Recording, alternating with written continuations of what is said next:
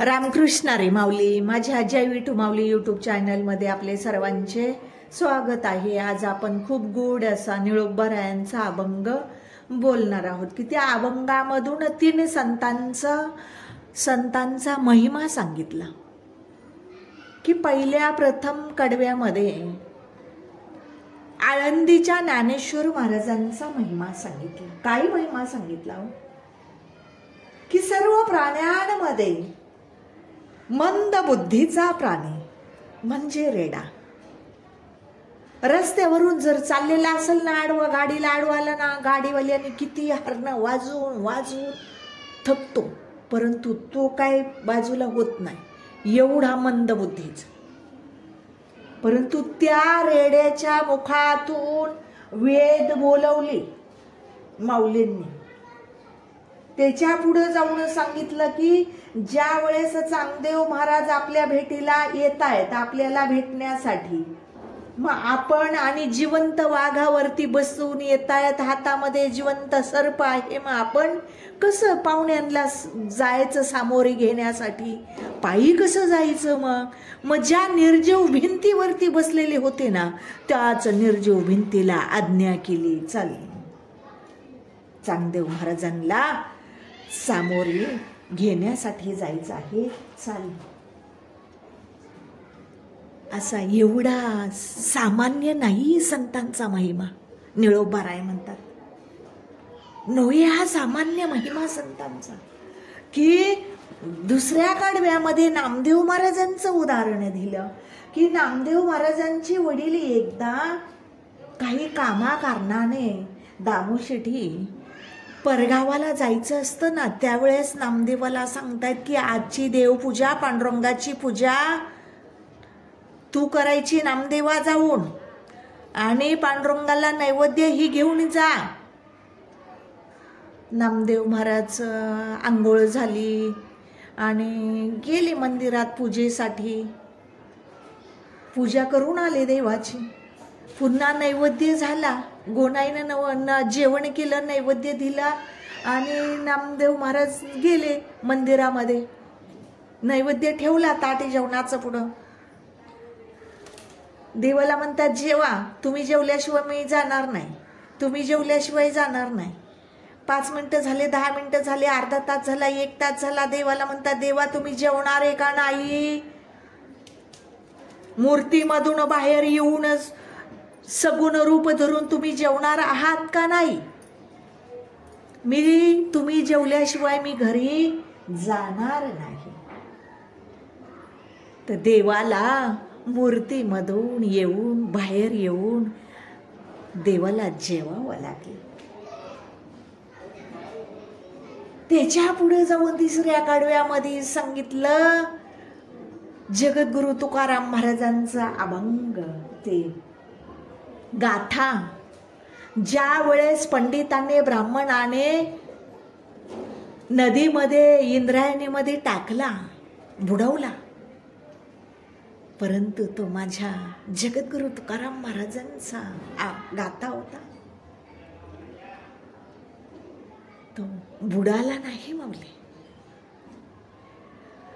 त्या बुडण्यासाठी कागद हा हलका असतो म्हणून तो बुडणार नाही, म्हणून त्या गाथ्याला दगडी बांधल्या आणि इंद्रायणीमध्ये टाकले गाथा. परंतु तो गाथा त्या दगडींना घेऊन तरला माऊली. एवढा महान माझ्या संतांचा महिमा आहे, एवढा महान. असा खूप छान भावार्थ आहे माऊली.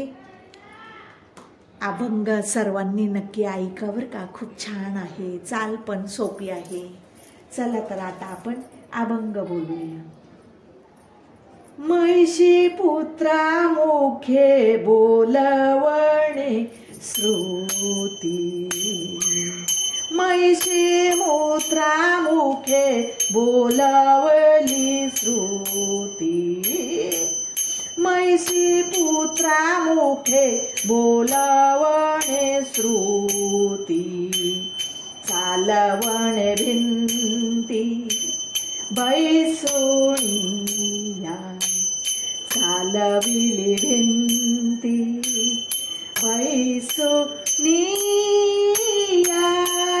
ही हा सामान्य महिमा संतांचा नोही हा सामान्य महिमा संतांचा नैवेद्य हातीचा मूर्ती जेवी नैवेद्य हातीचा मूर्ती जेवी नोही हा सामान्य महिमा संतांचा नोही हा सामान्य महिमा संतांचा उदका माझी वह्या ठेवणी कोरड्या उदका माझी वह्या ठेवणी कोरड्या दाखवल्या रोकड्या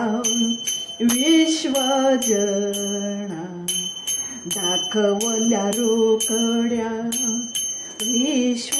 विश्वजना नोही हा सामान्य महिमा संतांचा नोही हा सामान्य महिमा संतांचा नैवेद्य हातीचा मूर्ती जेवी नैवेद्य हातीचा मूर्ती जेवी नोही हा सामान्य महिमा संतांचा नोही हा सामान्य महिमा संतांचा निळा म्हणे तीही संगेची तारणी निळा म्हणे तीही संगेची तरणी दीना उद्धरणी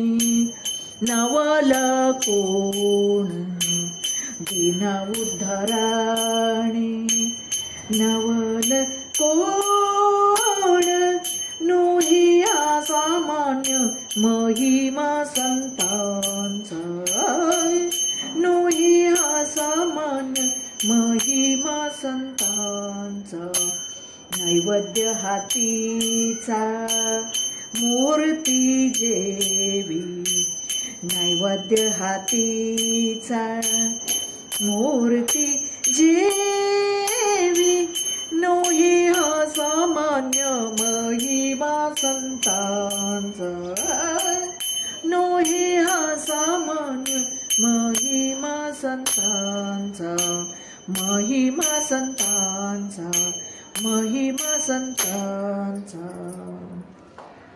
माऊली माझा अभंग आवडला असेल तर माझ्या व्हिडिओला लाईक शेअर आणि सबस्क्राईब करायला विसरू नका माऊली. माझं काही चुकलेलं असेल तर मला कमेंटमध्ये नक्की सांगा माऊली. रामकृष्ण हरी.